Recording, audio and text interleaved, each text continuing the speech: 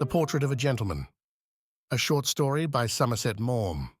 I arrived in Seoul towards evening, and after dinner, tired by the long railway journey from Peking, to stretch my cramped legs, I went for a walk. I wandered at random along a narrow and busy street. The Koreans in their long white gowns and their little white top hats were amusing to look at, and the open shops displayed wares that arrested my foreign eyes. Presently, I came to a second-hand bookseller's, and catching sight of shelves filled with English books, went in to have a look at them. I glanced at the titles, and my heart sank. They were commentaries on the Old Testament, treatises on the epistles of St. Paul, sermons and lives of divines doubtless eminent, but whose names were unfamiliar to me. I am an ignorant person. I supposed that this was the library of some missionary whom death had claimed in the midst of his labors, and whose books then had been purchased by a Japanese bookseller. The Japanese are astute, but I could not imagine who in Seoul would be found to buy a work in 3 volumes on the Epistle to the Corinthians. But as I was turning away, between Volume 2 and Volume 3 of this treatise, I noticed a little book bound in paper. I do not know what induced me to take it out. It was called The Complete Poker Player, and its cover was illustrated with a hand holding 4 aces. I looked at the title page. The author was Mr. John Blackbridge, actuary and counsellor at law, and the preface was dated 1879. I wondered how this work happened to be among the books of a deceased missionary, and I looked in 1 or 2 of them to see if I could find his name. Perhaps it was there only by accident. It may be that it was the entire library of a stranded gambler, and had found its way to those shelves when his effects were sold to pay his hotel bill. But I preferred to think that it was indeed the property of the missionary, and that when he was weary of reading divinity, he rested his mind by the perusal of these lively pages. Perhaps somewhere in Korea, at night and alone in his mission house, he dealt innumerable poker hands in order to see for himself whether you could really only get a straight flush once in 65,000 hands. But the owner of the shop was looking at me with disfavor, so I turned to him and asked the price of the book. He gave it a contemptuous glance and told me I could have it for 20 sen. I put it in my pocket. I do not remember that for so small a sum I have ever purchased better entertainment. For Mr. John Blackbridge, in these pages of his, did a thing that no writer can do who deliberately tries to, but that, if done unconsciously, gives a book a rare and precious savor. He painted a complete portrait of himself. He stands before the reader so vividly that I was convinced that a woodcut of him figured as a frontispiece, and I was surprised to discover, on looking at the book again the other day, that there was nothing of the kind. I see him very distinctly as a man of middle age, in a black frock coat and a chimney-pot hat, wearing a black satin stock. He is clean-shaven and his jaw is square. His lips are thin and his eyes wary. His face is sallow and somewhat wrinkled. It is a countenance not without severity, but when he tells a story or makes one of his dry jokes, his eyes light up and his smile is winning. He enjoyed his bottle of Burgundy, but I cannot believe that he ever drank enough to confuse his excellent faculties. He was just rather than merciful at the card table, and he was prepared to punish presumption with rigor. He had few illusions, for here are some of the things that life had taught him. Men hate those whom they have injured. Men love those whom they have benefited. Men naturally avoid their benefactors. Men are universally actuated by self-interest. Gratitude is a lively sense of expected benefits. Promises are never forgotten by those to whom they are made, usually by those who make them. It may be presumed that he was a Southerner, for while speaking of Jack Pots, which he describes as a frivolous attempt to make the game more interesting, he remarks that they are not popular in the South. This last fact, he says, contains much promise, because the South is the conservative portion of the country and may be relied on as the last resort of good sense in social matters. The revolutionary Kossuth made no progress below Richmond. Neither spiritualism, nor free love, nor communism has ever been received with the least favor by the Southern mind. And it is for this reason that we greatly respect the Southern verdict upon the jackpot. It was in his day an innovation, and he condemned it. The time has arrived when all additions to the present standard combinations in draw poker must be worthless, the game being complete. The jackpot, he says, was invented in Toledo, Ohio, by reckless players to compensate losses incurred by playing against cautious players, and the principle is the same as if a party should play whist for stakes and all be obliged every few minutes to stop and purchase tickets in a lottery, or raffle for a turkey, or share a deal in Keno. Poker is a game for gentlemen. He does not hesitate to make frequent use of this abused word. He lived in a day when to be a gentleman had its obligations but also its privileges, and a straight flush is to be respected not because you make money on it.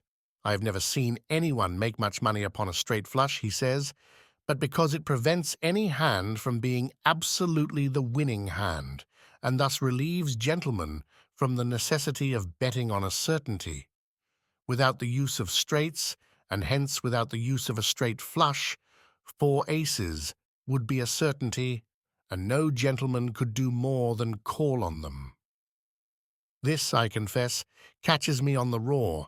For once in my life I had a straight flush, and bet on it till I was called. Mr. John Blackbridge had personal dignity, rectitude, humour, and common sense.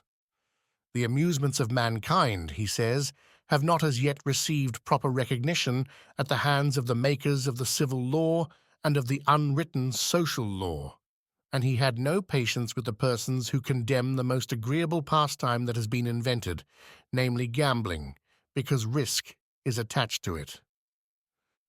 Every transaction in life is a risk, he truly observes, and involves the question of loss and gain. To retire to rest at night is a practice that is fortified by countless precedents, and it is generally regarded as prudent and necessary. Yet it is surrounded by risks of every kind. He enumerates them and finally sums up his argument with these reasonable words. If social circles welcome the banker and merchant who live by taking fair risks for the sake of profit, there is no apparent reason why they should not at least tolerate the man who at times employs himself in giving and taking fair risks for the sake of amusement. But here his good sense is obvious. 20 years of experience in the city of New York, both professionally, you must not forget that he is an actuary and counselor at law, and as a student of social life, satisfy me that the average American gentleman in a large city has not over $3,000 a year to spend upon amusements. Will it be fair to devote more than 1/3 of this fund to cards? I do not think that anyone will say that 1/3 is not ample allowance for a single amusement. Given, therefore, $1,000 a year for the purpose of playing draw poker, what should be the limit of the stakes in order that the average American gentleman may play the game with a contented mind, and with the certainty not only that he can pay his losses, but that his winnings will be paid to him? Mr. Blackbridge has no doubt that the answer is $2.50. The game of poker should be intellectual and not emotional, and it is impossible to exclude the emotions from it if the stakes are so high that the question of loss and gain penetrates to the feelings.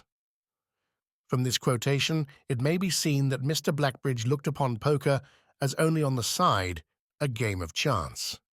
He considered that it needed as much force of character, mental ability, power of decision, and insight into motive to play poker as to govern a country or to lead an army, and I have an idea that on the whole he would have thought it a more sensible use of a man's faculties. I am tempted to quote interminably, for Mr. Blackbridge seldom writes a sentence that is other than characteristic, and his language is excellent. It is dignified as befits his subject and his condition. He does not forget that he is a gentleman, measured, clear, and pointed. His phrase takes an ample sweep when he treats of mankind and its foibles, but he can be as direct and simple as you please. Could anything be better than this terse but adequate description of a card sharper? He was a very good-looking man of about 40 years of age, having the appearance of one who had been leading a temperate and thoughtful life. But I will content myself with giving a few of his aphorisms and wise saws, chosen almost at random from the wealth of his book. Let your chips talk for you. A silent player is so far forth a mystery, and a mystery is always feared. In this game, never do anything that you are not compelled to, while cheerfully responding to your obligations. At draw poker, all statements not called for by the laws of the game or supported by ocular demonstration may be set down as fictitious, designed to enliven the path of truth throughout the game, as flowers in summer enliven the margins of the highway. Lost money is never recovered. After losing you may win, but the losing does not bring the winning. No gentleman will ever play any game of cards with the design of habitually winning and never losing. A gentleman is always willing to pay a fair price for recreation and amusement. That habit of mind, which continually leads us to undervalue the mental force of other men, while we continually overvalue their good luck. The injury done to your capital by a loss is never compensated by the benefit done to your capital by a gain of the same amount. Players usually straddle when they are in bad luck, upon the principle that bad play and bad luck united will win. A slight degree of intoxication aids to perfect this intellectual deduction. Euchre is a contemptible game. The lower cards as well as the lower classes are only useful in combination or in excess, and cannot be depended upon under any other circumstances. It is a hard matter to hold 4 aces as steadily as a pair, but the table will bear their weight with as much equanimity as a pair of deuces.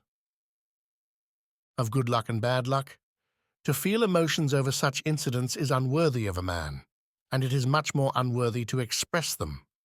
But no words need be wasted over practices which all men despise in others, and in their reflecting moments lament in themselves.